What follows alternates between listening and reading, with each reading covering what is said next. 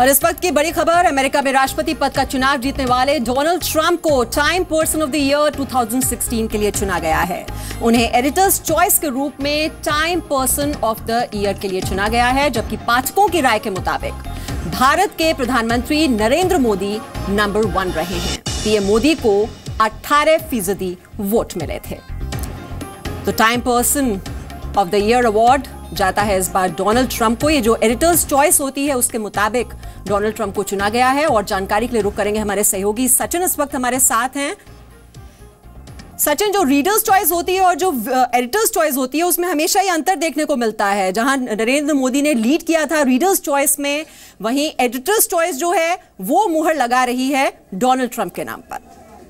नहीं, ठीक है, दोनों चीज़ों की तरह से लिया जाता है। होता ये रीडर्स चॉइस अवार्ड ही है कि ऑनलाइन पोल में एक पूरी लिस्ट दी जाती है कि इस बार कौन कौन से ऐसी हस्तियां हैं जिन्होंने ये इनकी खूबियां रही हैं, इन्होंने ये बड़े काम किए हैं और पूरे वर्ल्ड में उसकी चर्चा देखी गई है। नरेंद्र मोदी का नाम था, उनका इकॉनमी को लेकर के नाम था कि इकॉनमी में कुछ ऐसे चेंजेस किए हैं। थम्पिंग मेजॉरिटी उनकी रही थी जो वो जीत करके आए थे और उसके बाद अब इकॉनमी को वो आगे लेकर के जा रहे हैं। वो नंबर 1 ट्रेंड कर रहे थे। डोनाल्ड ट्रंप पीछे थे, व्लादिमीर पुतिन भी थे, वो भी पीछे चल रहे थे और ऑनलाइन यानी कि रीडर्स पोल नरेंद्र मोदी ने जीत लिया। अब उसके बाद बारी आती संपादकों की। एडिटर्स ये बैठ के डिसाइड करते हैं कि हाँ, कौन सा ऐसा व्यक्ति होगा जो उनके कवर पेज पर आना चाहिए, जो पर्सन ऑफ द ईयर होगा।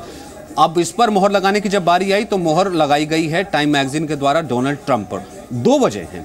एक तो इसमें यह परिप्रेक्ष्य देखना होगा कि डोनाल्ड ट्रंप, जिसको लेकर के अमेरिकी मीडिया में खासी नेगेटिव छवि शुरुआत से देखी गई या बनाई गई और डोनाल्ड ट्रंप उसके अगेंस्ट रहे। एक लव हेट रिलेशनशिप हम ये कह सकते हैं कि मीडिया के साथ रहा। और यहाँ पर जब अपना टाइटल ऊपर देता है, टाइम देखा है, ये देखिए, person of the year time Donald Trump president of the divided states.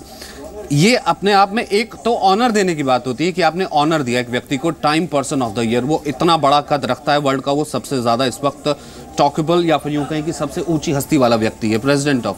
लेकिन यूनाइटेड स्टेट्स ने लिख के आप उसे डिवाइडेड स्टेट्स लिख रहे हैं।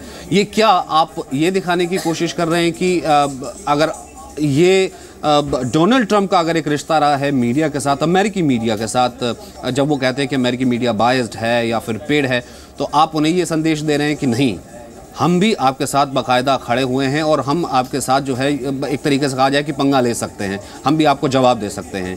और दूसरे मायनों में अगर देखा जाए भारतीय परिप्रेक्ष्य में कि नरेंद्र मोदी क्यों नहीं, अगर वैसे भी देखा जाए अमेरिका की मैगजीन हमेशा कुछ प्रो अमेरिकन या फिर प्रो वेस्ट तरीके का एक चश्मा रखने वाली, वो एक भारतीय को किस वजह से या फिर अगर चुनेगी भी तो उसके पीछे कुछ ठोस आधार अगर देखा जाए तो कहीं ना कहीं वो कहीं बनता नहीं। 1930 में महात्मा गांधी को दिया गया था। अब उसके बाद देखिए, अब तक का इतिहास बताता है एक भी व्यक्ति ऐसा नहीं है कि जो कि कहीं पोल में भी इस तरीके से लीड कर रहा हो।